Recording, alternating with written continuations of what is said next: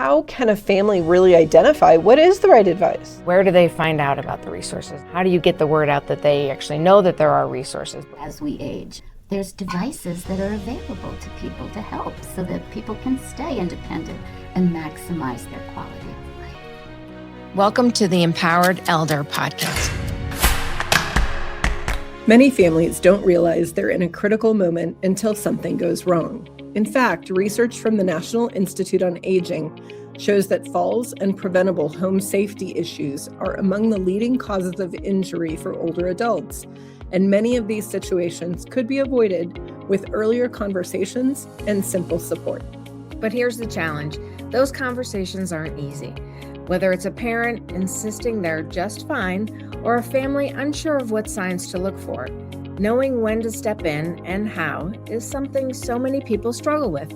Today, we're joined by someone who has spent more than 25 years helping families navigate exactly these moments. Audrey Krebs is the founder of Aging Services Consultants, and her experience spans everything from veterans homes to state-level aging programs here in Colorado. She's seen what happens when families wait too long, and also what's possible when the right support comes at the right time. We're diving into the emotional side of aging, why these conversations are so difficult, what resistance really means, and how families can begin to recognize when it's time to start thinking about change. If you've ever wondered, is now the right time? This conversation is for you. Thanks for coming in today. I want to just start a little bit about your background and trying to understand what first drew you into working with older adults. Well, I started out in Minnesota, working with the veterans homes in Minnesota, and actually I was the only employee for the state veterans home in Fergus Falls. It was a hole in the ground, and I needed to go around and talk about the veterans and get volunteers and money attached to the nursing home. So a year later, everybody was hired and we opened up the most beautiful veterans nursing home, and I loved it. I was there for 6.5 years, but then found that we were opening up a home here at Fitzsimmons, and I was hired as Director of Community Relations out at the Fitzsimmons Veterans Home, and loved that position as well. I loved working with the veterans. It was so rewarding, and working in fabulous nursing homes. But then decided to move on to aging services, and through the state of Colorado State Department of Human Services. And so I participated with aging services for over 16 years, and then decided once I got my certification to be an administrator, I decided to move on to be an administrator in assisted living. And so that's how I got started with older adults. Sounds like a natural progression. Oh, I did a lot with assisted living. I've been in so many different capacities, and then decided to open up my own business, Aging Services Consultants, during COVID.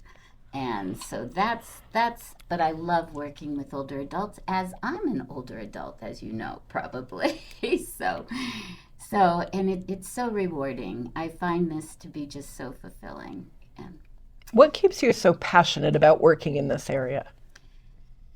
just helping people. It's so important to me. That's what makes life all about, when you can make sure that that you're able to help others and you have a purpose. Mm-hmm. That's what I love. I work with private pay people, and I also work with Medicaid, long-term care Medicaid people, and it's wonderful. It's just totally rewarding. And in the years that you've been, working with older adults, what have you learned that they need beyond services in your conversations with families? Oh, well, first of all, most families, they've just started out looking for different places and different opportunities for their older mom and dad, probably, I would say. And I think they need education for sure. And they don't realize that there's a lot of services available to older adults. such as the Area Agency on Aging. We have 16 area agencies on aging throughout the state of Colorado, and they provide services. They get money from Aging Services, Colorado Department of Human Services, and the Colorado Department of Human Services gets money from the feds. So we pass it on down in grants. And the families can access respite care. In fact, Denver, I was told recently, has respite and they don't have a waiting list, which is highly unusual. So that's pretty cool. They can get Meals on Wheels, and all you have to be to access services through the area agencies on aging is 60 years of age and older. And then they cannot ask you for money. It's all free, regardless if you're a multimillionaire or if you're a pauper. However, they could ask for a donation so they can continue to provide services to more people. But families need education. There's so many services that are available to people that people just are not aware of, such as Get Along Gadgets that I'm going to talk about in the future. So it's, there's just a lot of things and also people don't know where to start when they first, need services. And so it's really important to contact agencies like the Area Agency on Aging or Aging Services through the Department of Human Services. Why do you think that older adults kind of resist asking for help? What is that? I think it's just age, the way people have been trained over the years. Everybody's supposed to be so self-sufficient, and I don't need help. Also, it's hard to say when you really do need help for some people. And a lot of people do not want to identify with, I hate to say it, with getting older. Things happen as you age. Certain things happen. I mean, as we age, we have so much information in our brains. It's almost hard to access, sort things out. And as we age, some people may get arthritis. They may just have to have certain surgeries. Maybe their hips or their knees go out. So we all need help in specific areas. And as we age, and there's devices that are available to people to help so that people can stay independent and maximize their quality of life. Maybe they feel that they've been independent all their life and now they don't want to ask for help or feel, Absolutely. it's not a case. Often do you hear people say, I'm fine, no, I'm fine. I mean, you hear that quite often, I would imagine. When they say that I'm fine, underneath it all, what's happening? Some people believe they are fine, okay? Others may just want to be fine. And I think that's what's happening. And they don't want to admit that they do need help. Maybe people now that are in their 70s, 80s, and 90s that grew up in the 30s, 40s, and 50s, they may have been taught by their parents that, oh, you need to be self-sufficient. You need to know how to do this, and you don't need help. That's just their mindset now. So it's very sad, really. So what's the other side of that coin, though? Because when there are support people or family members that are asking, and our elder says, no, I'm fine, what do you think the families feel or the support personnel feels around that? Well, I can just tell you with my own father when he needed assistance or he needed to move into independent living where he would get transportation and assistance. It took me 2.5 years. I finally had to say as his daughter, look, Dad, I just want to be your daughter. I can't continue to be your sounding block, caregiver, whatever it might be. I can't keep doing this. Once I said that, he signed the paperwork to go into independent living. So it's really hard for family members. Quite often, I get calls from, children of older adults, and they want their parents to have some help. In fact, I was a care manager for a family. Well, I still am, actually, kind of. They're in assisted living now, but I would go visit every 2 weeks and show them different devices that they could use to help keep them independent in their home. Well, lo and behold, the dad did not use his walker. He fell. I get a call from the family. Dad fell and couldn't get up, and his wife had been diagnosed with Alzheimer's. So she needed help as well. And lo and behold, he was in the hospital for 5 weeks with 2 brain surgeries. Guess what? He now uses his walker all the time. Yeah. And when people say they want to stay in their home as long as possible, what is required for somebody to actually stay? And I know we'll talk a little bit about the technology, but just from the basics on what it's needed. Well, I would, if they wanted to, they could call me, and I partner with, it used to be Assistive Technology, and now it's called Center for Inclusive Design and Engineering. Julia Beams is a senior research instructor, and the two of us work together. We would go into a person's home free of charge, at no cost, and just assess and see, do they need to move items? Are they just move items? Is it hard for mom or dad to get outside because there's a little lip that they have to go over? So maybe they just need a short little ramp put in. How is shower? Do they need shower assistance? No, they don't. Maybe they don't need shower assistance, but they might need grab bars to help them so that, just to be safe. And so it's very simple. I mean, different things that people can do just to stay more independent in their own home. Why do you think families or support personnel, because not everybody has family around, right? Right. Why do you think they hesitate when maybe they start noticing small changes or small red flags? Why do you think they hesitate in saying something or doing something about that? If I see somebody that needs help, I always offer help. But I do know that, that there's family that maybe they look at their parents and say, oh, mom and dad were afraid to say something because then they might be unhappy with us. And it could be that. Maybe it's just a little easier not to say anything, just to kind of, it's not a crisis yet. What are some of the early signs that really would indicate that somebody needs additional support or help or different structure or whatever the solution may look like? Let's just say the family notices that mom and dad, they may have an odor. People have an odor because they're afraid to shower. They're afraid they can't get in and out of the tub, possibly. And there's different things that they could do. Or they can't go up and down stairs. There's different devices that can literally carry people up and down the stairs. Or maybe they're not eating properly, and there's just so many different signs. Or the house is in disarray. Or they left the oven on. Or they didn't answer the door or the phone because they're hearing impaired. So there's different devices that might, when the phone is ringing, it flashes for those that are hearing impaired.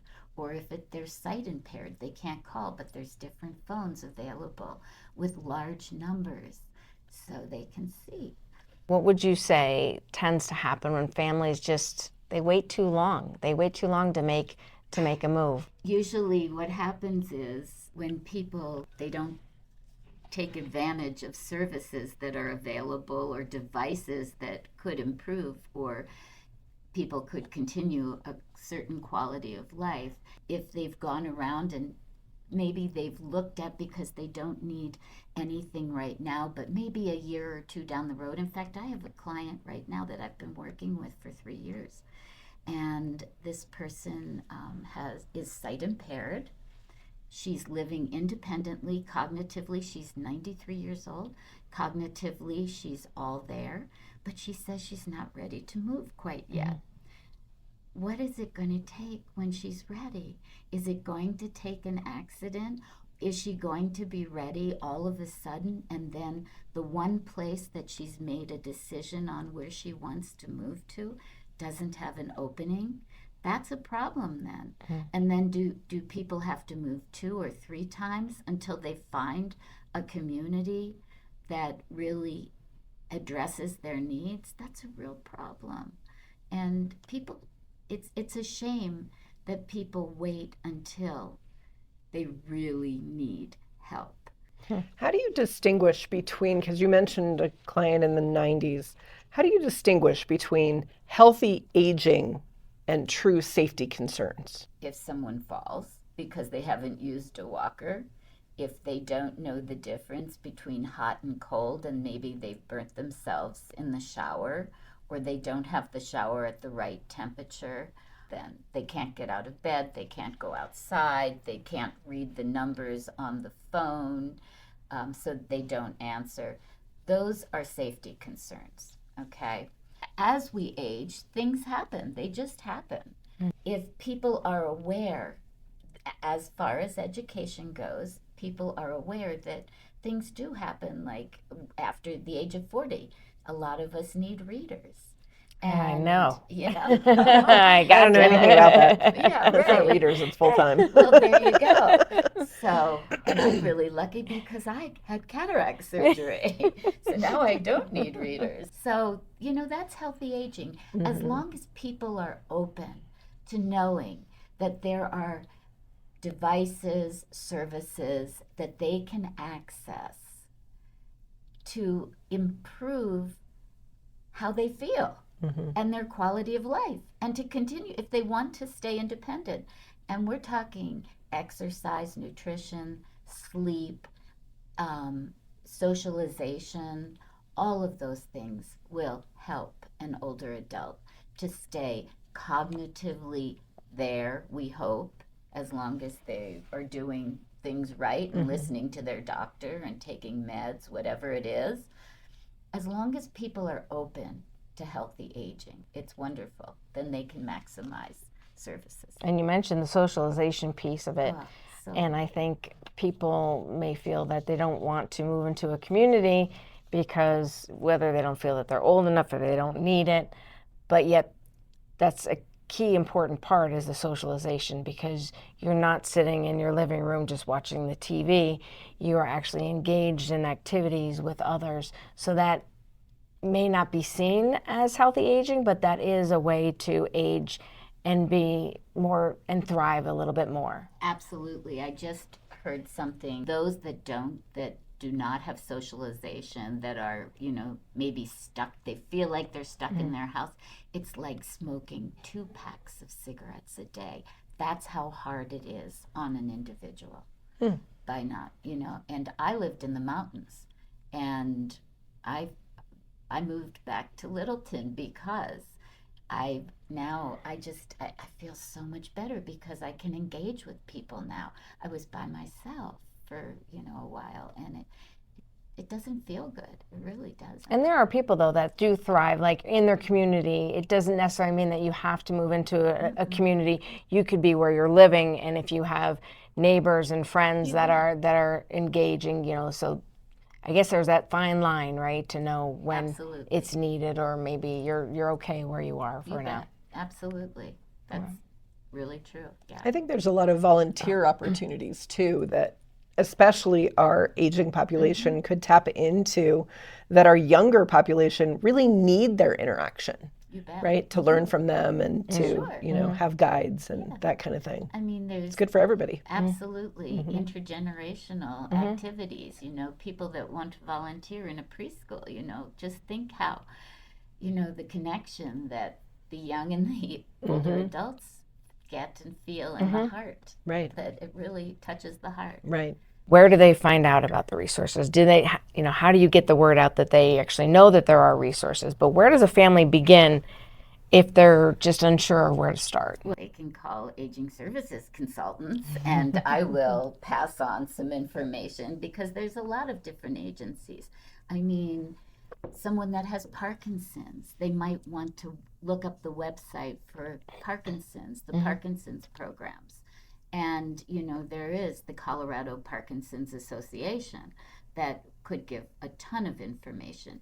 And most people have not heard the term assistive technology. When they think of assistive technology, they probably think of computers, whatever. But as I said, glasses, that's assistive technology. A cane is assistive technology. So I think, depending on what someone's diagnosed with, like I said, Parkinson's or cancer or whatever, people can Google and find agencies that can help them. But the Area Agency on Aging is a great place to start. And they have something also called ADRC, Aging Disability Resources for Colorado. So, are those same resources available in other states for some of our audience that may not live in Colorado? You bet. Okay. Every state has area agencies on aging. Got it. And also, actually, I didn't say, but I'm a certified senior advisor. There's a lot of states that have certified senior advisors. So if they just look up and Google certified senior advisors in their community, people will come up. Or they should come up. Yeah, it's a fantastic online. network. Yeah, agree. It is. It's really important if you work with somebody that individual provides an assessment prior to determining what the needs are. And we do that with aging services consultants. Not all consultants do that. But that is so important, because how can somebody make recommendations if they don't even know what the people need? So even without naming companies, you Right. can say, but really it's about make sure that they go through the assessment and here's how to protect yourself in the process, and not just hire the first person that's on the Google list. That's right. Absolutely. Thank you. We just watched a movie called Bad Guardian. Okay. It's about conservatorship, guardianship, and how it can go so south so quickly. And you get into a dangerous position where someone else is giving you advice where that's not necessarily the right advice for you. Right.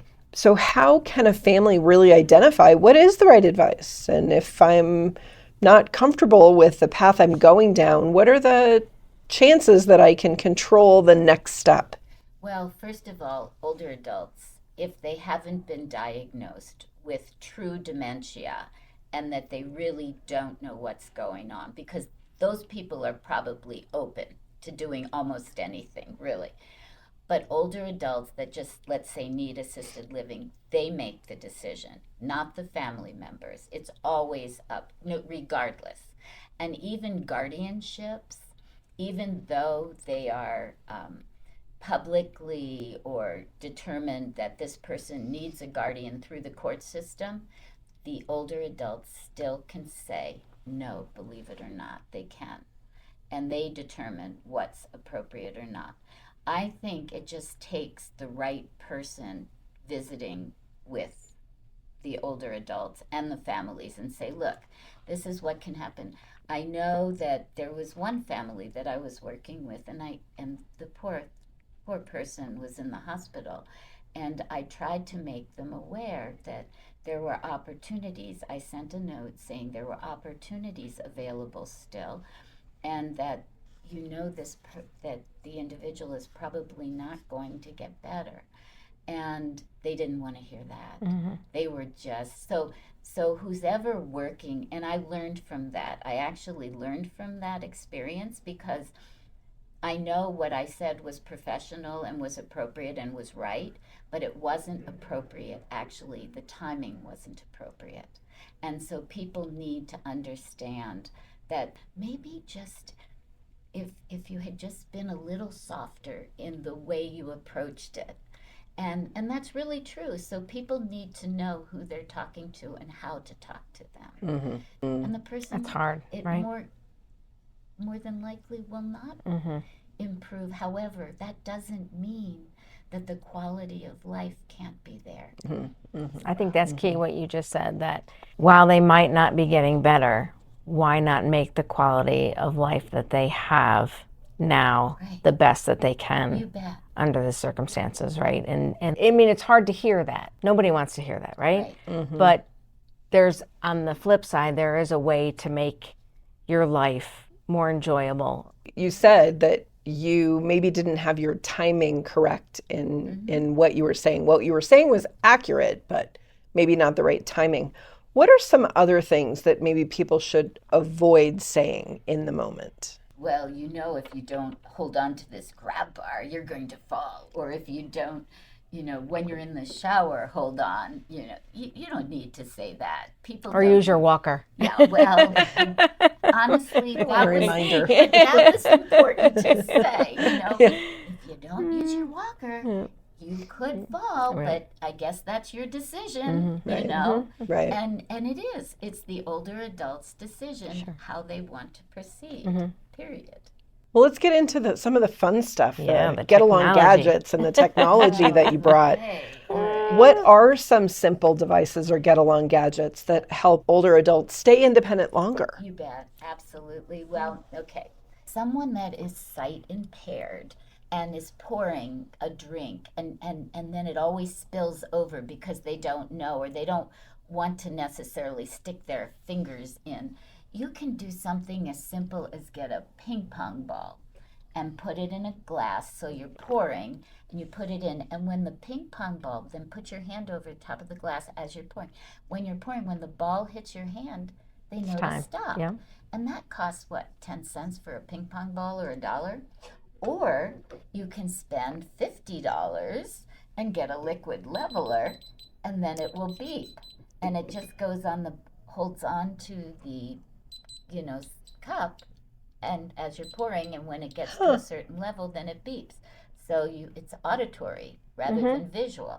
Especially important with hot water. Oh, absolutely. Right. Yeah. Yeah, absolutely. Yeah. So, and I think these run about $50. And if people need to access certain devices, they can call me and I can help. But you can just Google liquid leveler. There's dice that have Braille, so they can use that. There's cards that have Braille as well. There's cards that are Braille. And if they can't, let's just say someone has only one hand. See, these cards have Braille as well. Okay. Oh, that's on cool. the top, Yeah. so they can feel. So people that are sight impaired can still play cards as long as they know Braille. And if they can't hold their cards, then there's this device. And a lot of people I know a lot of individuals that use that card holder even though they could hold their cards on their own. And then, this is really cool. If somebody can't hold a key, say their hands have arthritis or whatever, or I can never find my keys in my purse usually, unless they're just a whole bunch. But this is really great. So this works for opening doors. It's a key holder. I thought those were scissors when I they were did laying too. there. I thought they were little clippers. Yeah. No, it's a key holder. Isn't that cool? Yeah, so for those listening, you're definitely going to want to get on the YouTube channel Yes, and you take can a see gander these, yeah. at some of these cool things that there's she's sharing. So many great. So how does the key stay in there? It's Is it magnetic or do no, you? It's screwed on. Oh, it's screwed on. Yeah, Okay. it's screwed. I like So, that. There you go. Yeah, that's pretty cool. I can never find my keys. That's And perfect. then those that need help, say this is a device you do not want to put your whole weight on, but certainly it can help people balance, like when they're getting in and out of the tub or maybe just getting out of bed. It has to be done. This can hold up to 300 pounds, believe it or not. Wow. And it sticks. And it just goes on like the bathroom shower wall or something. It has to be something smooth, and you can't use it if it's paper or if it's a Wallpaper. or textured. It doesn't. But a shower door. A shower door, a Tile. stick, or a tile, and these. little suction cups. Yeah. So that's pretty cool. And they're easy on and easy off too, which makes it so you can move them to a different location if need be. Right. If it's for a tub or shower, however, whatever. And you could take it like if you're traveling. Let's just say you're traveling, and some people have walk-in showers at their home, but maybe traveling they'd have to step over. So this would be a great device. Oh, yeah. They could That's a good idea. Put in their suitcase. All right, let's see what else we have here. This is really cool. Now, this is MediAlert. It's called MediAlert. And it's for sight impaired as well as hearing impaired. And you can program it. It goes for a whole month of pills if you need a whole month put in, like vitamins, whatever it is, ibuprofen, it doesn't matter. But a family can program their voice in here and say, Mom, Dad, it's time to take your medication. It's 11:30. And you program this. This will beep at 11:30. It will say whatever the family wants it to say. And a light also shines and beeps. So if they're hearing impaired, they can see the light going off and going back, beeping. Or if they're sight impaired, they hear. And you can also program this MediAlert so that it will only allow you to take your medication during a certain length of time. Like, I'm a QMAP, it's called Qualified Medication Administration Person. That's what the state calls us. And we had to give medicine to people, we had to give medications within a certain time period. You can program this so if they don't take it by 2, it locks up so that they can't, continue to get more meds. So for people that are chemically dependent, this is also good. But you can only take the meds at that particular time that it allows. And for those that aren't on YouTube, I don't know how to describe it. It's just like a little pill slot, but it's locked down to one specific time, and then it would just move on to the next and open that and they just pick it up and dump the pills out from that little opening. That's right. There's a little opening. Do they make those smaller, like if you're traveling and if you just needed a week's worth, or do you know, is it just that one size that kind of has a month's worth? I've never seen the MediAlert smaller. I've seen different types of MediAlert. And then, of course, there's the little boxes you can take that you get. But they usually aren't locked. Got it. Like this is. Yeah. And then, let's see, what else do we have here? Well, this is really cool. When we talked about the bathroom, you can take off the hinges off of a door. Like a bathroom door quite often is too small for a walker to get in. This will give an extra 2 inches when you put this on a door. Wow. So they can use their walker to get in. So it takes maybe someone like myself or other people that work with older adults that they just need to be reminded, if you don't do this, this is what can happen. And it's up to you what you want to do. But you can improve the quality of your life. Are these items, are they accessible like through Amazon? Everybody goes to Amazon, right? So is that a common place? The hinge, that's probably not, and Home Depot have something like that, or do you advise just? I don't think maybe they do, but I've never I've seen never it. seen I'm not looking for them, but What they should do if they wanted to Google accessibility or devices for accessibility to maximize a person's life, and then or door hinges that will help expand. They can just describe on Amazon or Google. This is something that non-slip, you can get. The slip, a right? Non-slip, that people can cut to any size. And let's just say they only have one hand to eat with. So their plate, if they didn't have this, their plate might move. Let's just say people are not able to hold a fork or a spoon. Here's a spoon, and they can make it tighter so they can still feed themselves. And here's one and they're weighted too. For people that have tremors, Parkinson's, let's say, it helps because these are weighted. And some of them, now these two, there's some like this, you could turn it possibly, not very easily, but there's some that turn, so if you're left or right-handed too. Okay. So they work with specific. Well, and this has like a good grips handle on it that's bigger, more comfortable. Okay, and this dollar store. And like you said, this has a great grip on it, a handle. At the dollar store, there's lots of these that are larger, and the grip on them, It's really easy. Just a spatula. Just looks like Yeah. just a normal. For someone that just has one hand. Oh, look or, at that. Or has trouble going back and forth. This is a knife that people can use. For like a steak knife. Yeah. A steak knife or wow, cutting look at a that. roast. Yeah. Now, this is easy sock. This helps people put their socks on. And believe it, I'm going to try and show you how it works. So, no, don't worry. Okay. It's okay. Okay. You put the sock, and these can be at any drugstore. They have them.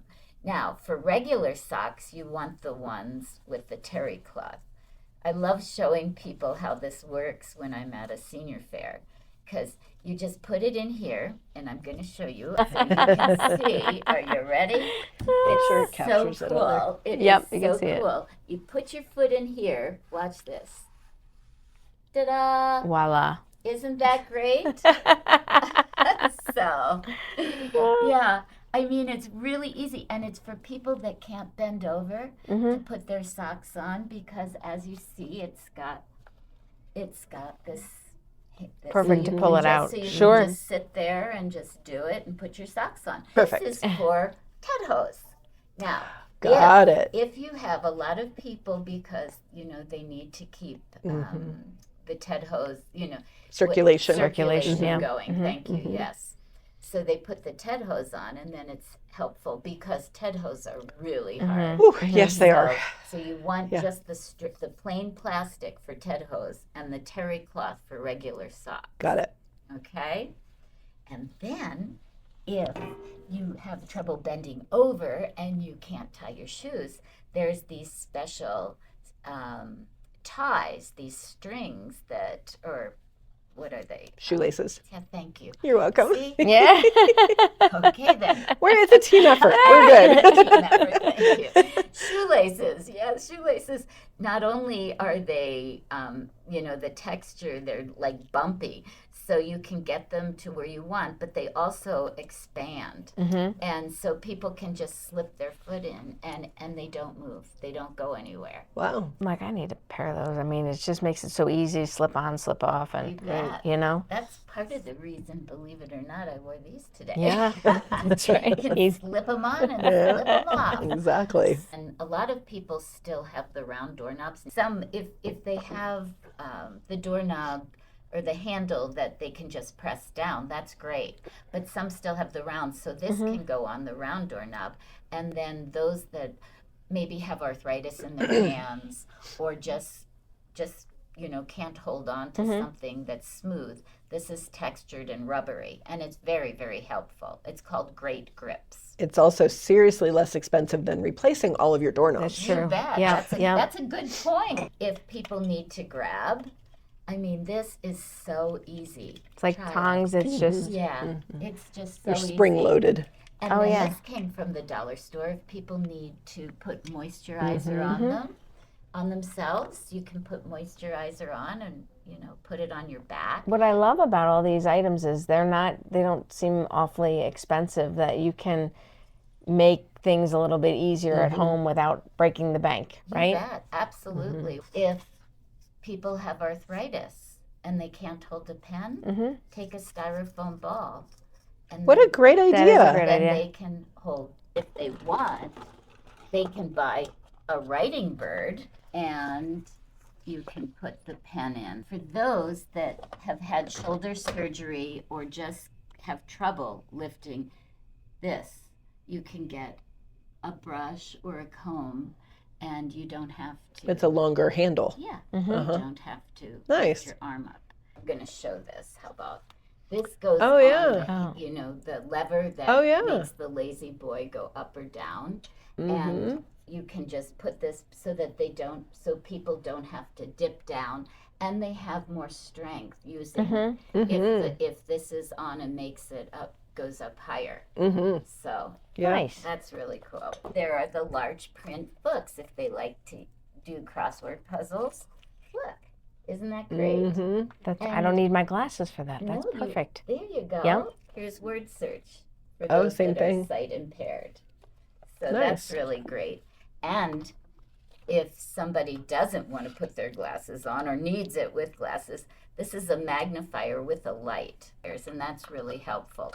Or there's even programs that they're stationary and people can put their items, a book or a newspaper underneath, and they can read it on Oh, a yeah, screen. like a projector kind of thing. Yes, Yeah, yeah. what it is. It's a projector. So that's Yeah, I had a really client years ago with macular degeneration, and he had that where he could read all of his mail by putting it in front of him, and then because it was peripheral vision, it would project it onto the wall in bigger print so he could read from his periphery. See, that's Yeah. really great. Yeah. And, that's just a prime example of people being able to maximize whatever challenge they have. They can maximize their quality of life and their independence through different items. Yep. And here, this is a scissor, really, actually. It's just, you just slide it along and see how it cuts.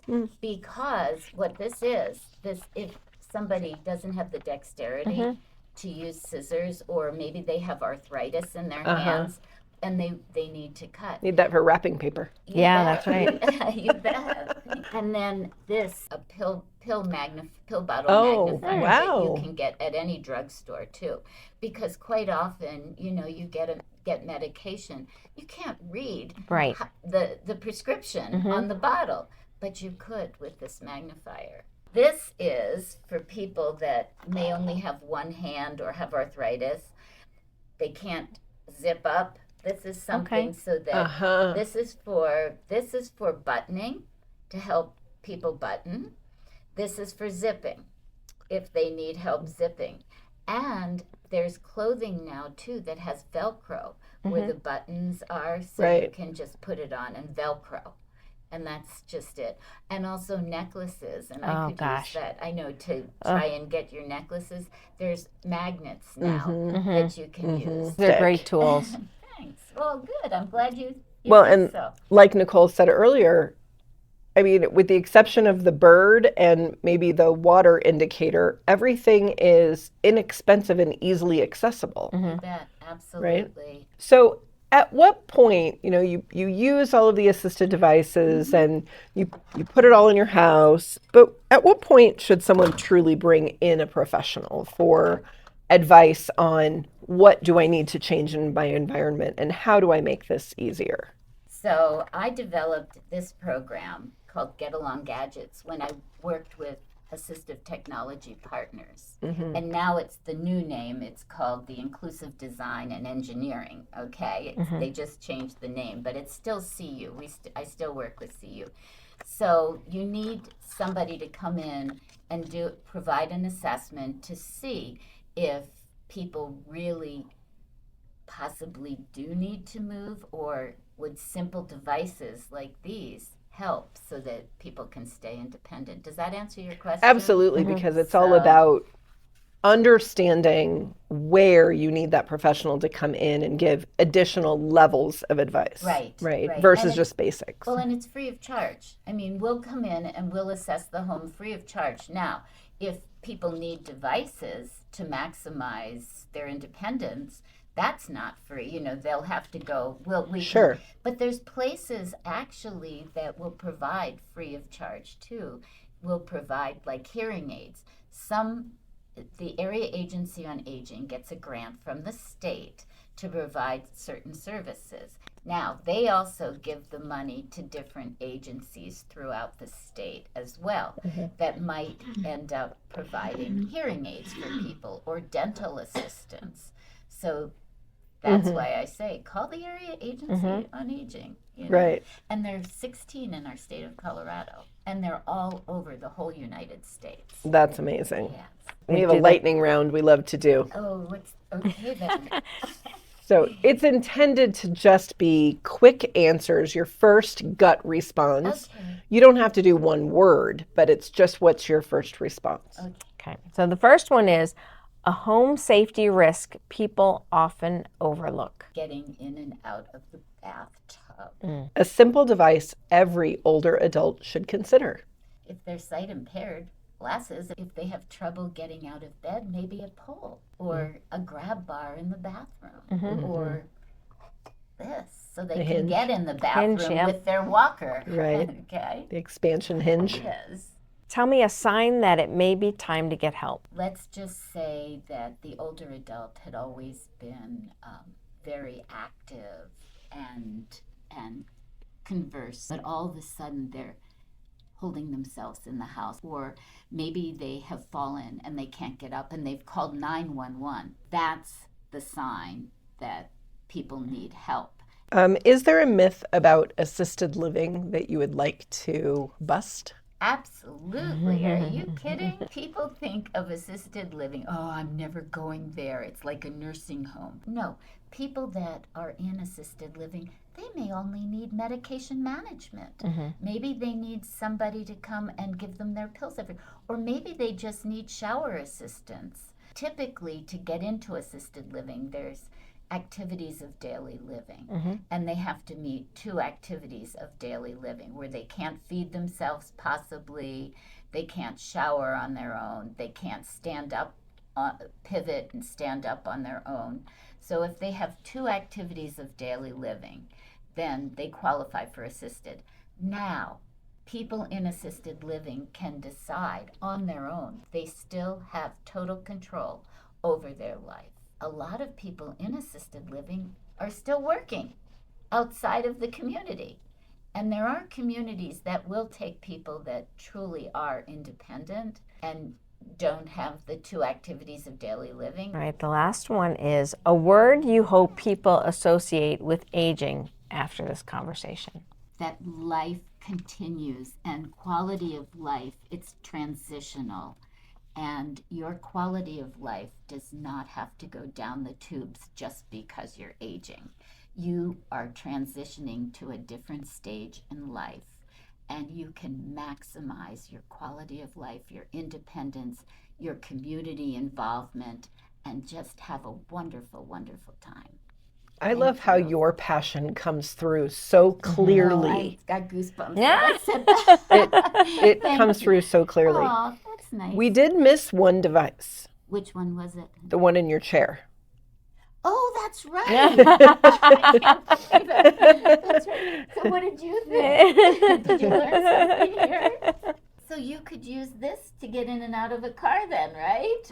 Or a chair even. Put it So in. let's show that to the camera about what it is, because you've actually had it in your chair for quite some time, so it must be a little bit comfortable. Oh, it is comfortable. Yeah.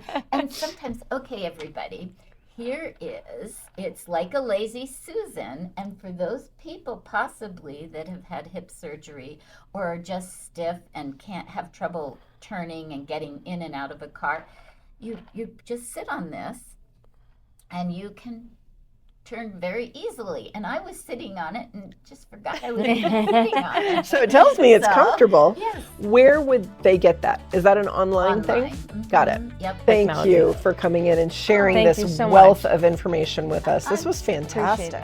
What stands out most from this conversation is that there isn't a single right moment, but there are signs and there are opportunities to act before a crisis happens.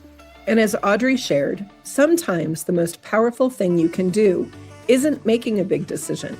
It's starting the conversation, staying patient, and being open to small steps that lead to safer, more supported living. Whether it's exploring simple assistive devices, understanding what assisted living really looks like, or just finding the right words to talk with a loved one. These are things no one should have to figure out alone. If you or someone you know is navigating this stage of life, Audrey is a trusted resource. Through Aging Services Consultants, she helps families make informed, confident decisions without pressure or overwhelm. You can learn more about visiting her website. And if this episode resonated with you, share it with someone who might need it, because these conversations matter and they can truly change outcomes. Thanks for joining us. We'll see you next time.